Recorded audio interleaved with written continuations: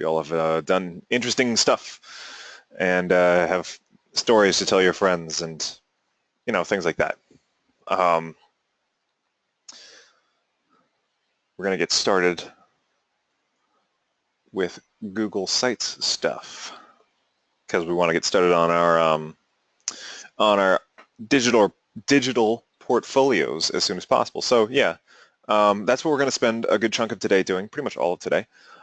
We will probably do a little bit more of Google Sites stuff on Wednesday, and then we'll get started on HTML and CSS and things like that. It's a very limited amount of CSS. It's mostly HTML, so it's structured of the page itself as opposed to a lot of the more stylistic stuff, although we will spend some time doing CSS. At any rate, that's going to be the focus over the next couple of sessions, just so you guys get a little bit of exposure to it. I'm sure you guys already have already. I'm sure this is all stuff that you've already seen before, and you're like, oh my God, please, can we move on from this? And if that's the case, I apologize. But review is always good too, and we'll get a little bit of that done, and then we'll get started on like the real meat and potato stuff, like building a robot and a moon base and things like that. And you're not actually going to build a moon base, but I wish. That'd be cool. Oh, you haven't? Okay, well, this is going to be all new information for you then. Excellent. So why are we creating this digital portfolio? What's the purpose of it? What's the purpose of a portfolio in general? I mean, let me throw that out there to you guys. What's the purpose of a portfolio?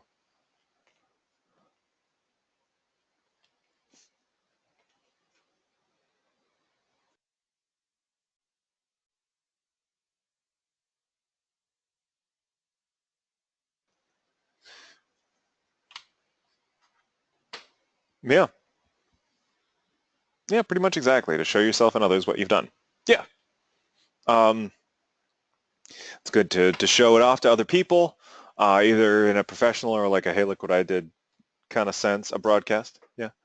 A broadcast of your skill. Yeah, I could see that. It's good to show yourself how far you've come and things like that, so you can be like, hey, remember me a year ago when I made this and I thought it was like the best thing ever? Yeah. Well, the thing now is the best thing ever. Anyway, so you can look at it and see how much you've improved over a given period of time and stuff like that, which can be a very encouraging thing to see. If you feel like you're stuck in a rut, you can look at some of the stuff you made in the past and be like, you know what, I have made improvements since then. So I feel like I'm better equipped now to be able to do the thing I want to do. Like I have better tools, I've improved, and I shouldn't give up. It sounds cheesy, but it works. It works for a lot of people to be able to see how much they've changed.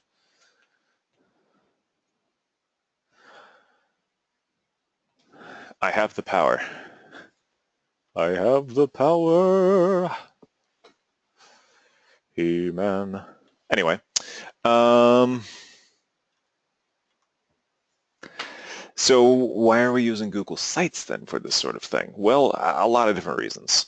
It's very easy to create pages on it, super easy. You can click the create button and suddenly you have a site. Can I do this on an iPad? I haven't tested it. I couldn't tell you for sure. It's possible because it's all HTML5 and CSS and stuff like I that. can throw this out. I can address that one, Tom. Sure. We found that the iPads don't do well on Google Sites. Ah, That you really want to do it on a computer. well, there you go. Not exactly the best like the answer you were looking for, but Yeah, not the answer you want. It'll work some of the time, but sometimes it just doesn't play well enough to the point that we just require our students to do it on computers, not on their iPads. yeah. So there you go. I don't know about an Android device. It might work great on that, but Google and Apple don't play well together as much as they should. Yeah, that's true.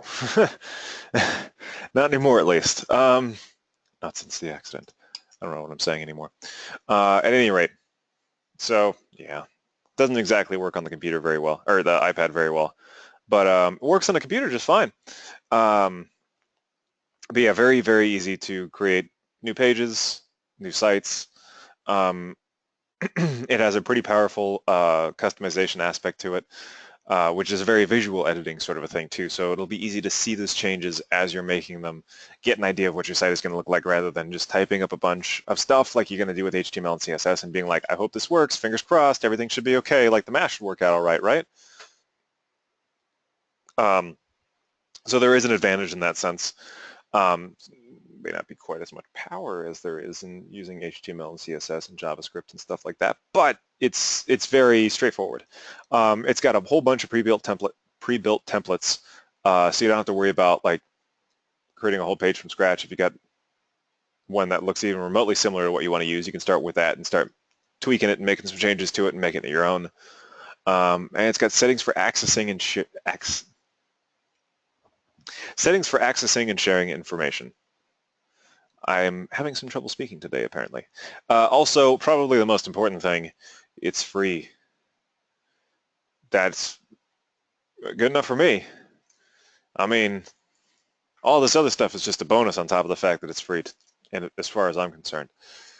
Um, but as you guys already know, we're creating the site to create a digital portfolio to show how much we've learned, to show off the work and the projects that we've done, and of course, to show others how awesome you are. Just, of course.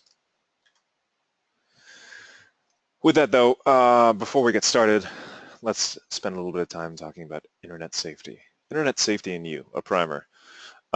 This is probably all stuff that you've already gone over at some point in your life, especially because I don't think you guys have grown up in a world without the internet. So schools have adjusted in order to reflect that. So you got internet safety like seminars and stuff like that as part of your classes, whereas I never did. Just in case, though, we're going to go over it. So, don't share information about your family, your relatives, or your friends. Just don't share personal information in general, because once it's put out there on the internet, it's really hard to impossible to get it back. There's this phrase, you can't unring the bell. Once you ring a bell, it's already been rung. You can't be like, oh no, I didn't do that, just kidding. Kind of a similar thing with putting your personal information out there on the internet.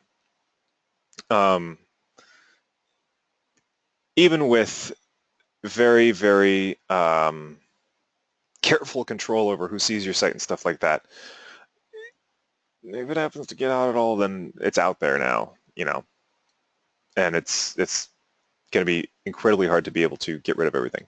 Anyway, don't share your full name, address, phone numbers, or location of your house to anyone on the internet. Same kind of deal. Don't put your personal information out there on the internet. Even if you trust the person implicitly, you don't know where that information might end up in the future, for many different reasons. So just keep away from doing that. Do tell your parents about your Google site. It's good to have somebody on your side, and especially some people like your parents. So in case anything starts going wonky, you can let them know about it, and they know it exists, and they can, help you out with it. Make your site private or give link access only. This is a good way to control who's able to view your site and possibly glean information from it that you wouldn't want them to glean. So if we make it private, only people we specifically invite can see it. If you make it link access, only people who have the link can see it. Regardless, either way, it's not going to show up on Google. Like if somebody Googles for your website name, it's not going to show up if we do either private or link access. And if you do it private, even if somebody has the direct link to your website, unless they've been specifically invited by you, they're not going to be able to visit it. So that does give a good amount of control over who can visit your site, a great amount of control over who can visit your site.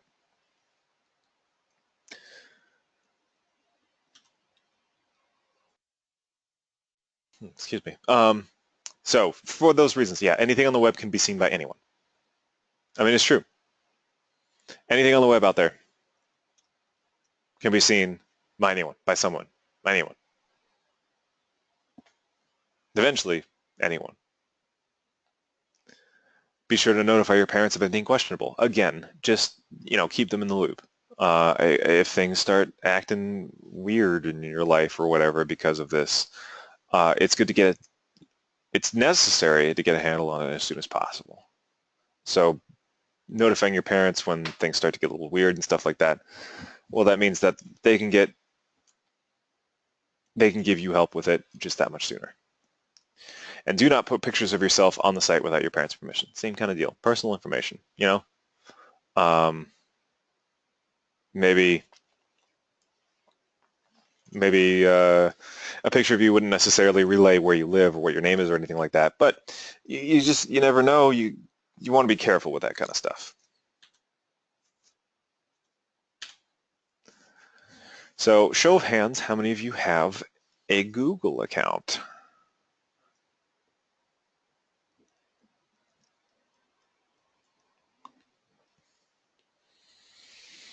So mostly everybody. Mostly everybody. Well, if you go to sites.google.com, just like what I got here, put that into the chat as well.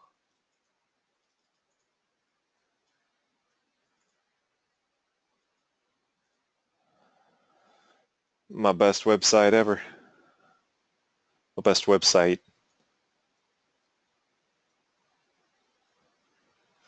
I spent a long time on that name.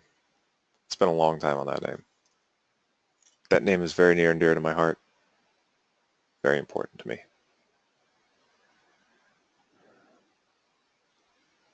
Oh, Jim, Bob, Joey, Dan. Yep.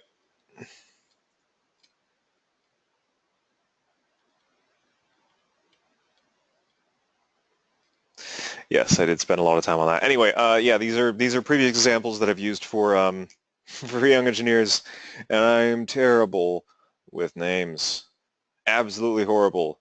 Not creative in the slightest when it comes to names.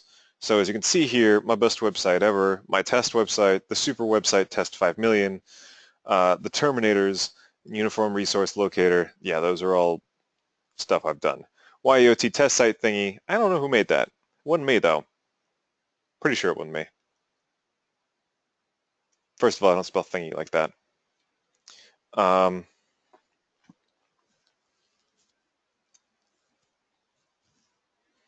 I think maybe Mr. Pearson got a hold of my account temporarily. At any rate,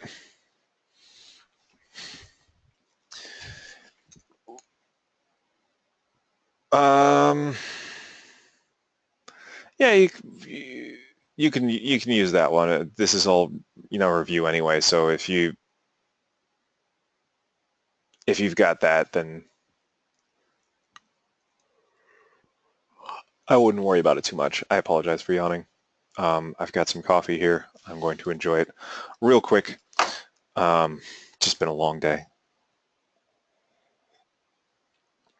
Been running around and doing a lot of errands today. Okay. So once you are logged in, you will see a list of all of these sites that you've created so far. If you haven't, it's going to be empty. But if you have, it's going to be listed here. This is also where you're going to create a new site. This is where you can take stock of all that stuff and either edit or create new sites, delete them even, although that's sort of done a couple of steps removed from here, but it all starts from here. So let's go ahead and we're going to create a new site if you haven't already, if you don't have one already. Just by clicking this nice reddish create button. Yeah, we're taken to a menu. Look at this menu. Look at all the stuff it's got on it. First off, we can select what templates the site layout is going to have, which basically we'll go ahead and create a Google account and use that to log into Google Sites so that you can, if you can, if you can't for whatever reason, if you have another login that you can use or something like that, that would be fantastic, just so we can, you can follow along with this kind of stuff. Yeah, Gmail account. Same thing. A Gmail account is a Google account. You just get access to Gmail with it, which is, I think, why a lot of people know it as a Gmail account. Because that's primarily why people create Google accounts is for Gmail.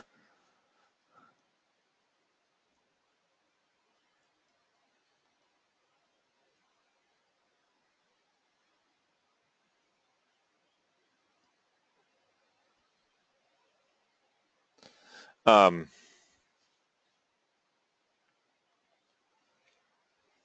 anyway, list of templates here, which gives sort of a, I guess it could be said like a collection of default settings to the look and layout of your site. The colors that are used, what pages are there, and you know where all the links are and what everything looks like and all that kind of stuff.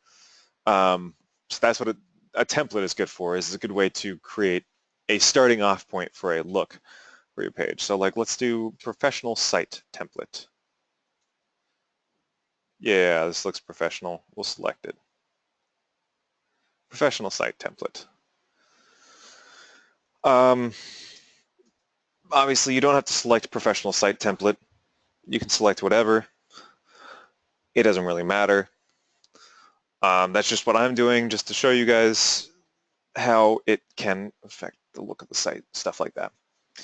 We got to give our site a name as well as the location. Location is going to be the URL.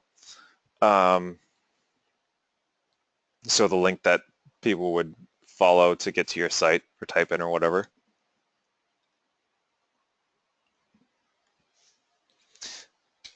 We've got themes, which provide a coloration, an additional way to sort of change the coloration and look at your page or site in general.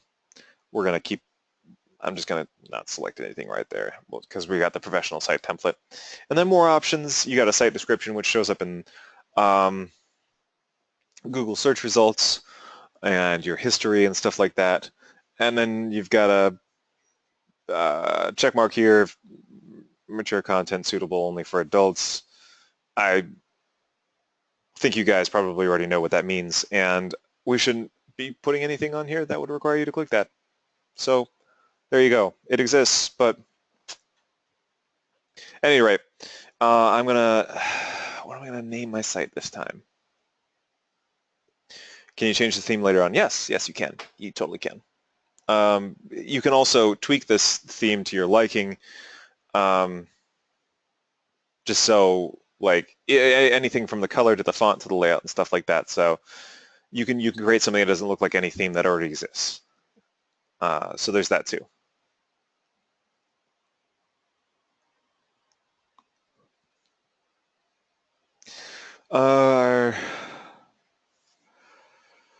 Super Bing Bong doorbell.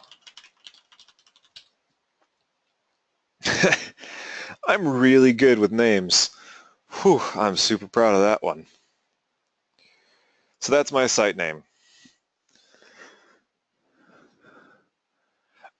Yeah, you can sign up on Google Sites. If you've already got a Google account, you would sign in there. But yeah, it would be done there.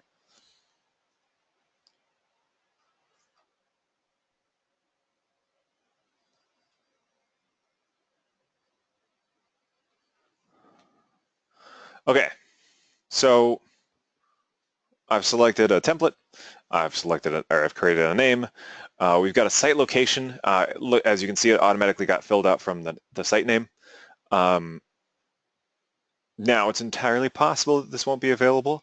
I will be extremely surprised if somebody's already taken sites.google.com/site/super-bing-bong-doorbell. But it's possible, especially if I called it something like my website. That probably got taken sometime back in 1999. So before Google Sites even existed. So what I'm going to do is I'm just going to keep an open mind. Basically, we're not going to be able to find out until we click create whether or not that's already been taken. So I'm going to click that I'm not a robot because I am not, in fact, a robot. Oh, really? And I have to prove that I'm not a robot with street signs. I guess these all have street signs. Well, they all have a street sign in it. We're going to click next. These two have street signs in them. When I click verify. I'm not a robot. Good news, guys. So, okay. Now, I have in fact proven to Google that I exist and I am made of flesh and blood. I've got a name. I've got a site location, hopefully. Let's click create.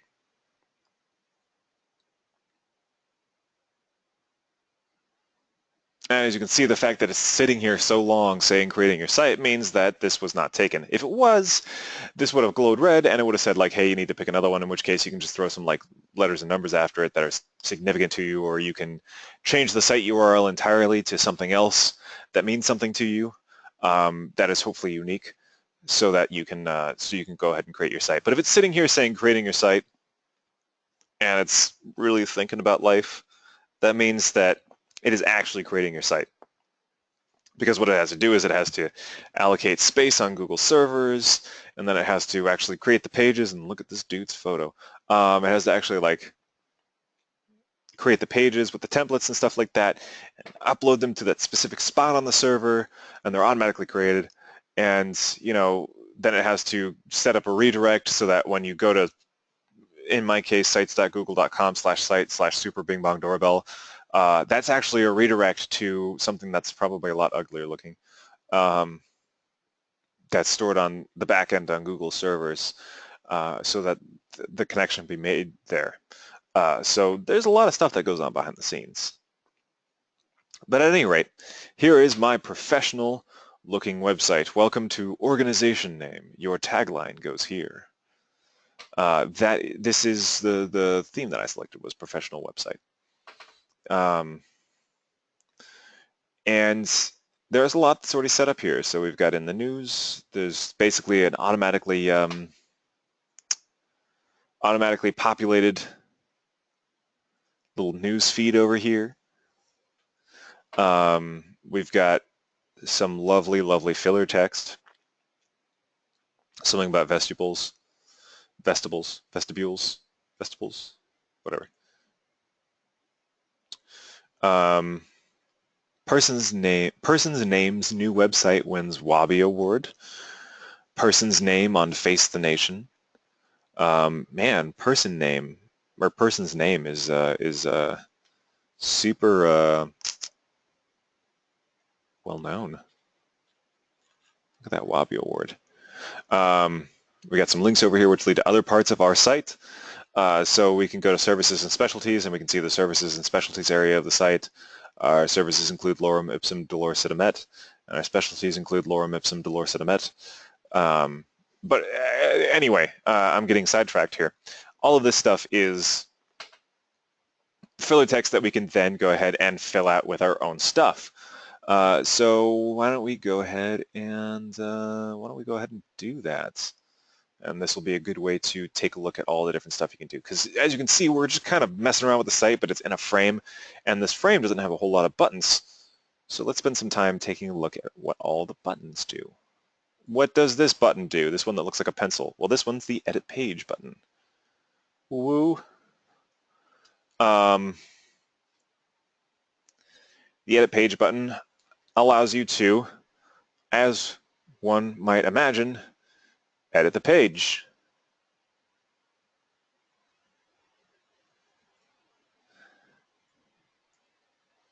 Just like that. Like it's pretty straightforward. So what I can do is I can sit here and I can be like, hello, I am good at a number of skills and services, also specialties. I am super professional, and your doorbell needs will always be met with a smile. So we can just click save up here. And as you can see, we've edited the text over here. Now, the other nice thing about the Google Sites editor is, like I said before, it's what you see is what you get, or WYSIWYG. So what we can do is we can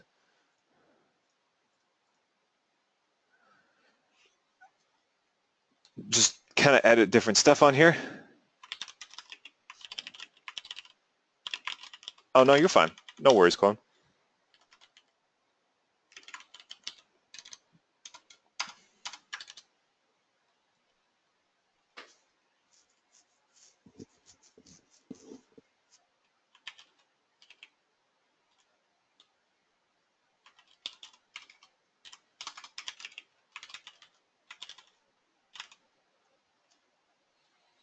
So as you can see, I just changed some of the font size and styles and stuff like that.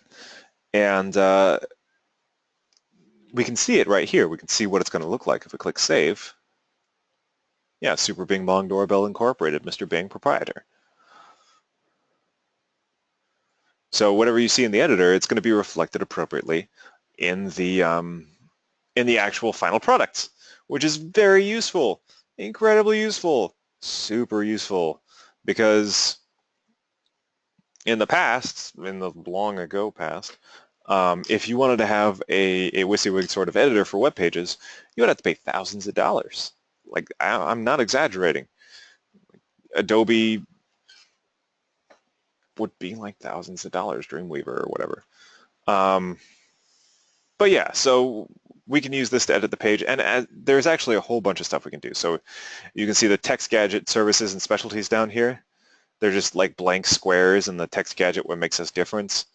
However, when we look at it, they're actually like boxes that have stuff in them, and they're not just white boxes like we have over here on the edit side. Well, that's because they're like little widgety sort of things. They allow for increased functionality of your page and greater customization and stuff like that. So what we can do is we can spend some time messing around with this kind of stuff too. I can click on the gear here, and as you can see, the gadget title is called Services, and it's got a list of all the text down here. So Lorem Ipsum Dolores et Amet, blah blah blah. We can say services include extreme doorbell repair,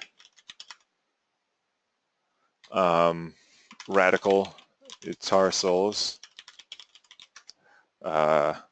sweet skateboard tricks, and so on. We click Save again.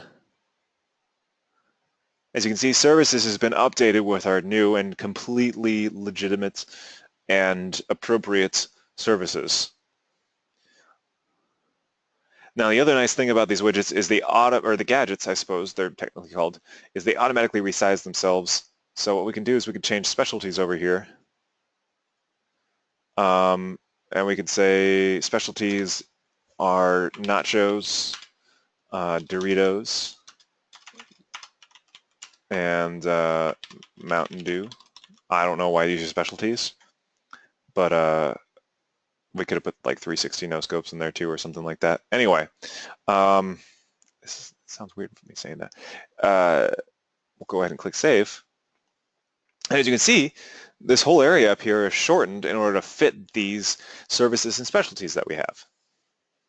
So if what makes this different was full of just all sorts of text, this would resize itself in order to be much larger. So it's very, there should be a create button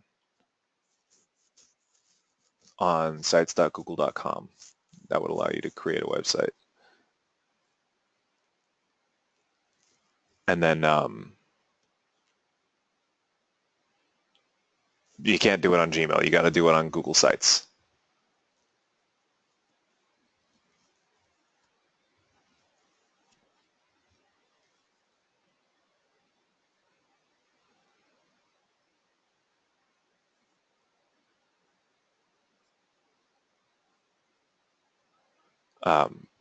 But yeah, there will be like a create button that you can follow, and then sort of fill out the information that's there, and then you'll be able to create a site. This will also be up on YouTube as well, just in case things get a little wonky, and then go over it then too.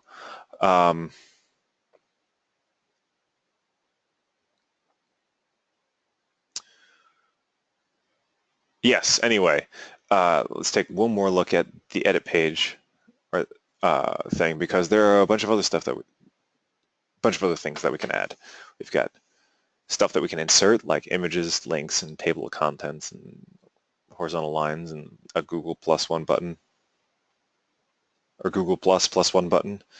Gadgets like recent posts and updated files, list items, text box, HTML box, things like these gadgets right here, and then scripts and stuff like that. Like the example that I gave in my last class was that there was a club that I was in with a few of my friends back in the day. It was an engineering club, and what we did is, we were looking for basically funding, and we had one particular part of our website had a script that included a Google Calendar of all the stuff that we were doing, like when we were going to be at conferences and in meetings and speaking to different parts of the school and stuff like that. And then we had a contact us app on the same page, script on the same page. So somebody who wanted to contact us about potentially being a benefactor in the future, they could always refer to our calendar and then organize a time that worked for both of us, that kind of thing. I could see that calendar is also listed here, but regardless, same thing. You can have charts and stuff from your Google Drive and stuff from your Google Plus. Hangout, like you can create a start Hangout button or a call phone button, which will allow you to call the person on their Google Voice number, a map to show where we are, YouTube widgets so you can embed YouTube videos, stuff like that.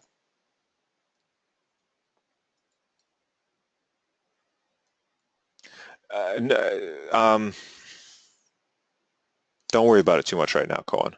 Like I said, the video is going to go up with all this stuff, basically all the stuff that I've been going over as well. It includes how to create a site and things like that. So maybe just like absorb what you can right now, and then review the video later, so that we can, you can go through it at your own pace and stuff like that.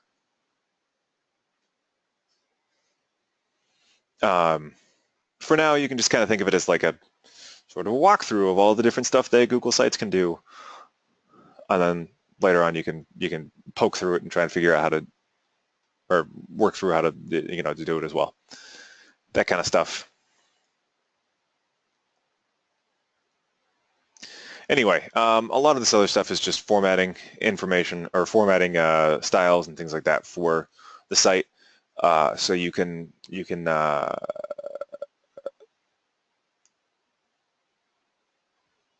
not really have to worry about that kind of stuff like right now. That's, if you wanted to, you could insert tables or change the tables. You can change the layout of the site with you can create like a 3-column design. As you can see, there's a third gadget here. We're going to undo that though. You can create sidebars. We're going to undo that as well. Just that kind of stuff that allows you to help customize your page to look a little bit more. So what I'm going to do is I'm going to click a save. And there's our services and specialties. Hello, I'm good at a number of skills and services, also specialties. So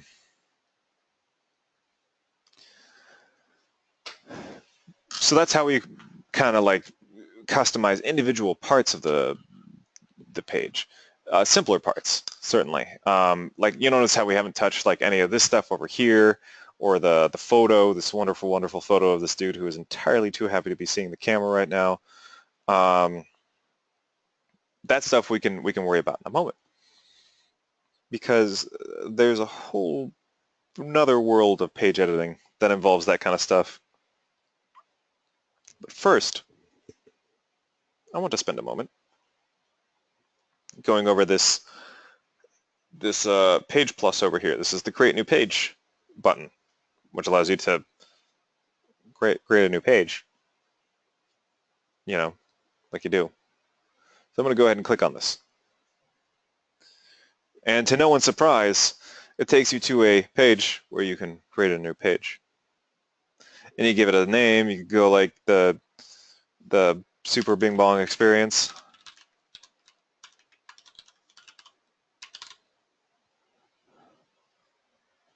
Sorry, the Super Bing Bong Experience. And it'll say your page URL, site/Super Bing Bong Doorbell / the Super Bing Bong Experience. So you can always, change the URL if you'd like to something else. In case, your website grows very large and you want more control over what the URL is going to be and stuff like that. Select a template to use. The template is sort of since this is a page-specific template, what you select here will affect how the page will look. It'll keep the same appearance to other pages in your site. However, it'll have a different layout. So you've got web page, which is just like a generic sort of blank web page kind of a thing. You've got announcements, which is a list of, announcements that you can update from a different location, and it will automatically populate with sort of previews of those announcements and stuff like that. Or you can use it to hold all your announcements and then include a gadget somewhere else that will take from announcements, so on and so forth. You get the idea. You've got file cabinet, which is where you can store files for other people to download. Sometimes you can also have people upload files there.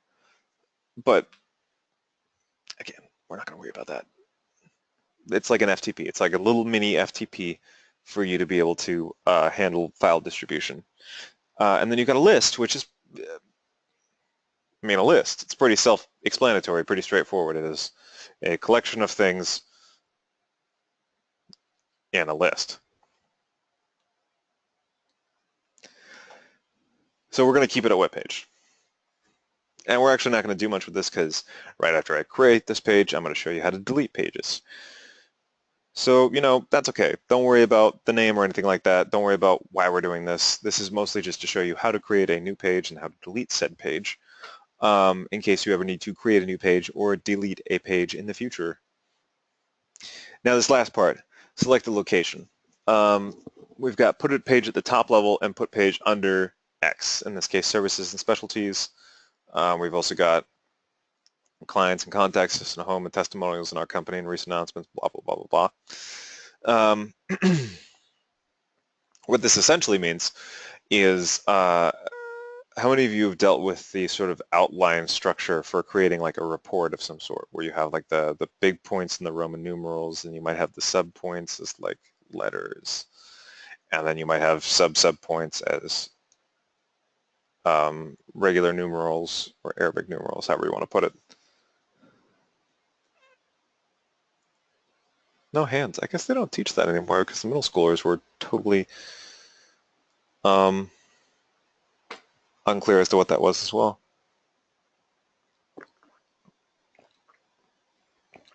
Okay.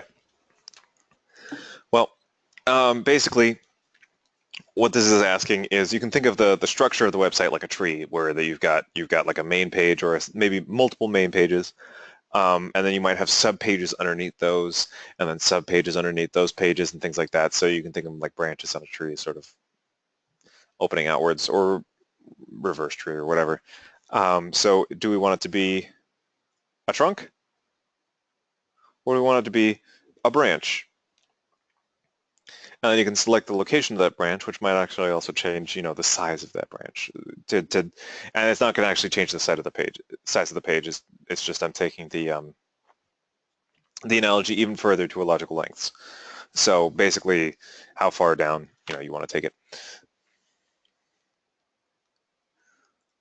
I'm going to keep it at the top level because like there's no rhyme or reason to it other than how you want to organize it. That's all. That's really all it is. You might want to create a whole bunch of pages or subpages of another page. There might be a list of like people who work for your company or something like that. And you'll have one page which is a list of all of them, and they'll all have links to all the employees, and you can click on one of them and it will take you to an employee and stuff like that. So they can all be subpages of your list of employees. You might have, oh geez, a list of products and pages which explain the products in more detail, and those can be subpages of the products. But then products and employees could both be on the same level, which is the top level. That kind of thing. They don't necessarily need to be subpages of one another. I'm getting a little sidetracked here. Let's go ahead and click Create. It'll spend some time creating a page. And as you can see, we've got our new page right here.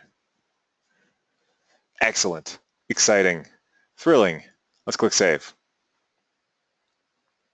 So this is our page so far. Now, if I wanted to, I could just click on the gear up here in the upper right-hand side and then just click on Delete Page. And it's gone. Bam, just like that.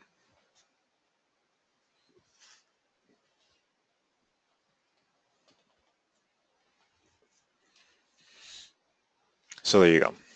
Creating and deleting pages and editing pages. So far, we've got the basics down of working with something on Google Sites.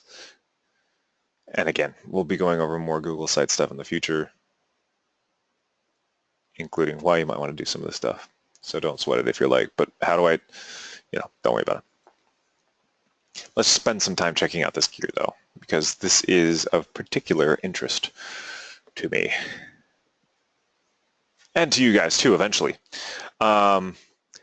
We've got some major categories: page actions, page templates, and site actions. And these all directly relate to different parts of our website. So page actions is all stuff that we can do on the page that we are on at the moment. So specifically this home page that we're looking at, it will not affect our company page, it will not affect the recent announcements page, it will not affect the upcoming seminars page. You get the idea. It's just the home page. Let's take a look at what we got listed here. You've got revision history. Now revision history is pretty cool.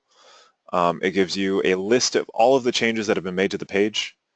Version 1, version 2, version 3, version 4, version 1 million, whatever. Not only that, you can click on it and it will give you a preview of what that page looked like. And then you can also, let's go back real quick. Check out the version history for our services and specialties. As you can see, now this gives us a better, clear vision. We've got version 1, version 2, version 3, version 4, version 5, version 6, and version 7. And it says this one's the current one. So we can click on it and see what changes have been made. So version 5, obviously, we changed the services. Version 6, we changed the specialties. And version 7, I don't know what I changed. Anyway, if we were so inclined, not only could we preview the stuff, we could also revert to earlier versions. So we can click revert, and it will take you back to where it used to be, like so, which is pretty useful in case you make like really big changes to your page, and you're like, I really didn't like those changes that I made. In fact, let's say I didn't like that the revert I just did. Well, we can revert back to the previous version we had, which was the original version. And here we are, back to where we were.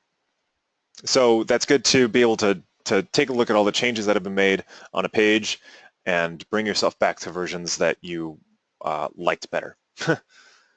Now we've got subscribe to page changes, which anytime there are changes made on the page, which is something that can exist when you have multiple people working on the website. So maybe you have like a group of people all working on a Google Sites website. Anytime they make a change to that website, if you subscribe to the page changes, you will, excuse me, dry throat. If you've subscribed to the page changes, you will receive an email about it. So you'll just get an email and be like, oh, hey, John Doe changed services and specialties, blah, blah, blah, blah, blah. Page settings allows you to take a look at all of the stuff that's, well, the page settings. So you can enable or disable the title, links to subpages, attachments, and comments. You can choose whether or not you want this page to appear in the sidebar over here, which is basically this list of links. And you can change the URL that it appears in, as well as the template that it has. So this is just sort of like the all-around stuff that might be common among all of the pages. You can customize that individually per page. Page title is obviously the title of the page. Links to subpages, links to any pages which are part of the branch. So again, to draw back to that example, if we did like the list of our products and then each of those products had its own separate web page that you could then click on a picture in our products to be taken to, all of those pages explaining each of the different products would be subpages of the Our Products page. Anyway, attachments are pictures and files and things like that. Comments are, well, as you can see right here, cancel. You got me right there, but anybody who visits this who is logged into, like a Google account will be able to leave comments on your page for whatever reason. That can be useful. Page settings, or sorry, I already said page settings. Print page, pretty straightforward, allows you to, print the page. Copy page allows you to create a copy of the page, which you can then paste and, sort of like use multiple times and make small changes to. So you have a bunch of different pages that all have similar styles and stuff like that. Move page allows you to move it somewhere else, so we can move it under like testimonials or our company or something like that. Delete page allows you to delete the page like we just did. Preview page as a viewer. If you click on this, you can look at the page as if you are a viewer, as if you're somebody visiting the site, which makes sense. Now, page templates, let's say we spend a whole bunch of time messing around with the layout of the page, and we like it a lot. Well, we can save the layout of this page as a template so that we can apply it to other pages in our site, other pages and other sites that we own, have created, and things like that. We can also change the page template wholesale in case we don't exactly like it. We can say, okay, this is going to be an announcements page, or this is going to be a file cabinet page, or this is going to be a list page, or it's going to be one of the user pages that we created, just in case we accidentally selected the wrong one initially or something like that.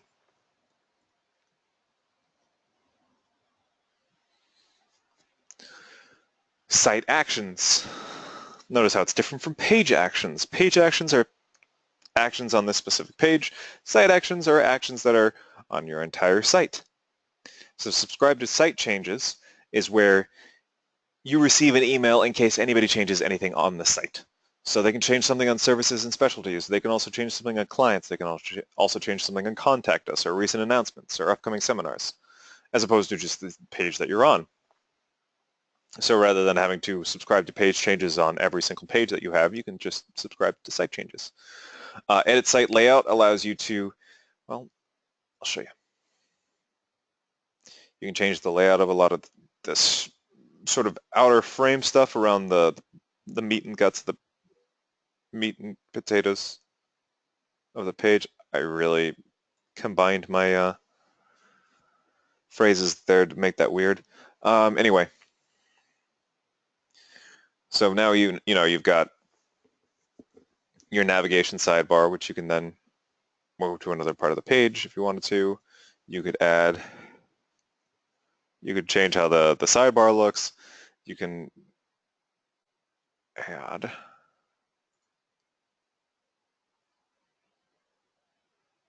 yes, you can create new sidebar items. So like we can add a countdown. We can list the site owners, we could list the page authors, we could list the recent activity, things like that. You can add things to the top up here. So we can change the logo to right now no logo. We'll change the alignment to middle. and we'll use that stuff, the default stuff. So once it's done updating, see, there you go. Now our wonderful, wonderful picture is gone, which I'm okay with.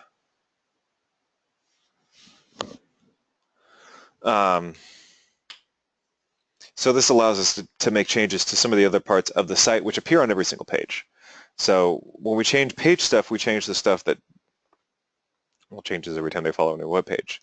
We change the site stuff, we change this sort of outer frame area that stays even when our visitors visit another part of the site.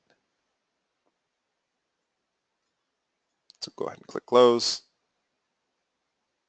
So that's what site layout is about. Now, managed site is a pretty big one for a few different reasons, which I'm going to spend. Yeah, he was freaky. This allows you to take a look at all of the activity on the site, the pages on the site, allows you to rearrange them too, so we can move contact us into our company. So immediately contact us has become a subpage of our company. We could change services and specialties so it's under our company. We can move clients under recent announcements. Testimonials, John Doe Saved My Bacon could go under person's name on Face of the Nation. Like, none of this really makes any sense, but hey, we're just sort of moving stuff around in order to illustrate that you can restructure the way the site is. You can restructure the site. That's a better way of putting it. You can change the attachments, which are the pictures and stuff like that, which exist on the site. The page templates, again, this is just going to list all of the templates that you have, including user-created templates. So when I was talking before about saving a page as a template, it would be listed here under user-created templates. Apps scripts are, again, little JavaScript and Flash things and stuff like that that you can add to your site in order to increase their functionality. Deleted items will list the stuff that you've deleted. General is just a whole bunch of general information about the site. So the site name, the site notice, the site description. If you want something to pop up whenever somebody visits the site, you can put something in there. Site description is going to be whatever shows up in Google, although we're going to try and avoid that kind of stuff. Google Analytics, so statistics and things like that. Google Webmaster Tools, automatically adjust site to mobile phones. Security, blah, blah, blah. Users who can access the site activity, anyone who can view the site, and users who can access revision history or collaborators only, that kind of thing. Including site storage, as you can see, there's 100 megabytes of storage available, which is a pretty decent amount of storage, I got to say, although it's certainly not infinite, and that's mostly just because it's the free version. Now, I really wanted to go over sharing and permissions, so I'm going to do that real quick before we start wrapping things up for today. The reason why I wanted to go over this is because this controls who can view your website and who can edit it and who can all kinds of stuff like that. So as it stands, anyone on the internet right now can find and view this web page because it's listed as public, and you can see it right here, public on the web. Anyone on the internet can find and view. Bam. Not exactly ideal. Not exactly ideal. So we've got our link to share with people, but you know, if people Googled Super Bing Bong Doorbell, my site will pop up.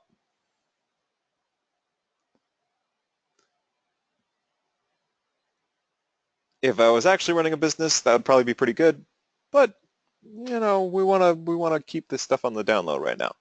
So what I'm going to do is I'm going to click change over here. This allows us to change who has access to it. So now I've got on, anyone with a link, and off, specific people.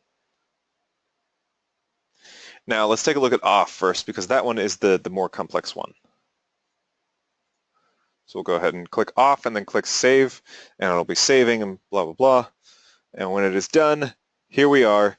You can see the globe has changed to a lock, private only you can access, and then I've got myself listed right here. Now, if I wanted other people to see the site, I would specifically have to invite them. I would have to enter in their email address, give them can view privilege, and send this email to them. And then they would receive an email and be like, hey, you know, Thomas DeToy wants to share his website Super Bing Bong Doorbell with you, and they would have to click on that link, and that would be the only way that they could access my website ever, which is good. It's super safe. It's very controlled. It's a very controlled way of showing people your website. It's not 100% perfect, but nothing is. That's the only thing. Nothing is. But it is a very nice and controlled way to make sure that people who see your site are only the people you want to see your site. Now let's check out the other one. On anyone with the link.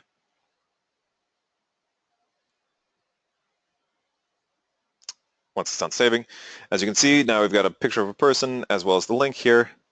So now we've got our link to share. Anyone who has that link can put that link into their address bar and go to your site. Now, this means that your site will not appear on Google. So if I searched Google for Super Bing Bong Doorbell, it still would not show up. Just like when it was private, it would not show up. However, if somebody specifically had this link, if they typed this exact sequence of characters into their address bar, nothing is stopping them from visiting my website. Yeah, the chances of that happening are pretty dang low. But, you know, the easiest way for that to happen is for people to provide the link. So, you know, if you share the link with somebody and they share it with somebody else and they share it with somebody else, before you know it, 6 degrees of separation, Kevin Bacon's looking at your website. Sorry, that reference probably made no sense at all. Anyway, regardless, it is also at least a decent way to control who views your website, but certainly not as strict as setting it to private. So the call is ultimately yours. I want you to change it to one of those two, but the call is ultimately yours and your parents. To either make it private, so that if anybody wants to view the website, you have to specifically invite them, which means you need to log in to Google Sites. You need to access your site. You need to go to the permissions, and you need to get their email address, and you need to send them an email specifically inviting them to look at your website. Or you can share the link. So you want to show it to your friend, you go to their computer and you type in the link, and then the website will come up. Again, that becomes your call. But I did want to show you guys that because that is something that's going to be important for the future for your digital portfolio. At any rate, it is 8:59, and I did not get through everything I wanted to get through today, but that's okay. We've got plenty more classes in the semester in order to be able to get that done. So what I'm going to do is I'm going to start throwing out the poll questions. Just have you guys answer those. They'll fill up your screen. Usually when I get to about 80% response, I'll start counting down and then close the poll. After that, I'll show you guys the results. Don't worry, totally anonymous. Please be honest, because this will help me determine what I can or need to do, should do differently. So let's see here. Here's the first one.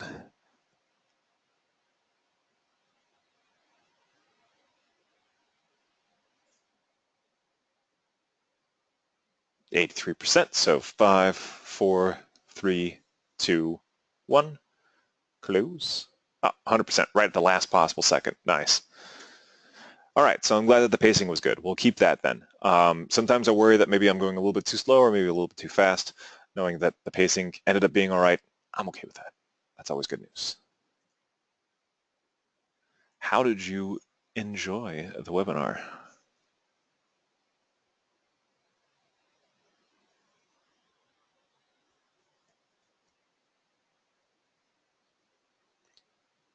%, so 5, 4, 3, 2, 1. A close. All right. I'm glad you guys enjoyed it. That's definitely good to hear. The other two aren't strictly applicable for this particular one. They will be better later on in the semester. So anyway, if you have any questions, I'm going to upload it to the Young Engineers YouTube actually tonight because I know now that my internet can do it very quickly. And so I don't have to worry about it like failing or something like that while I'm not at the computer. So I can actually just be sitting at the computer the whole time. So